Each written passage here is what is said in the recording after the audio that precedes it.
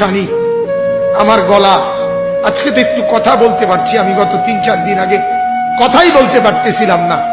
আমার একজন সাধারণ মানুষ বড় মহব্বত করে, উনি আমার একটা সান্ত্বনা দিছে, কয় যে হুজুর আল্লাহর কথা বলতে বলতে গলা ভেঙে গেছে, কোনো অসুবিধা নাই, আল্লাহর কথা বলতে বলতে আবার ঠিক হয়ে যাবে।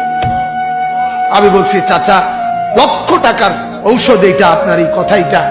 হ্যাঁ, মালিকের কথা বলতে বলতে। কত মানুষ তাহলে এই জন্য বাপ, হালাত কোথায় আমাদের? ইমানের কদরটুকু আমরা করলাম না ভাইয়া, ইমানের কদর করলাম। আমি যে মুসলমান, আজকে যুবক এটা পরিচয় দিতে চায় না, মাথার চুল থেকে পায়ের নখ দেখে বুঝার কোনো উপায় নাই সে মুসলমানের বাচ্চা। কোনো উপায়, কোনো উপায় পরিচয় দিতে চাচ্ছেন।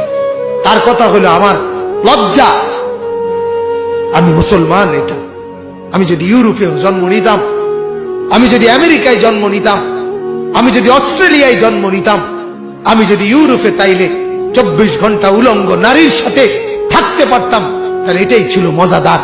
বলেন নাউযুবিল্লাহ। আমার বাপ, ইমান বড় দামি জিনিস। সাহাবায়ে কেরামের ছোট ছোট বাচ্চারা ইমানের মহব্বতে, ইমানের দাম দিতে গিয়ে আল্লাহর রাস্তায়, যুদ্ধে, জিহাদে নিজের জীবন আগে কোরবান করে দিছে, কোরবান। হ্যাঁ, এজন্য এই অভাব, দুর্ভিক্ষ, এই পেরেশানি আমাদের উপরে মুসিবত, আমাদের ইমানের নাকদরি।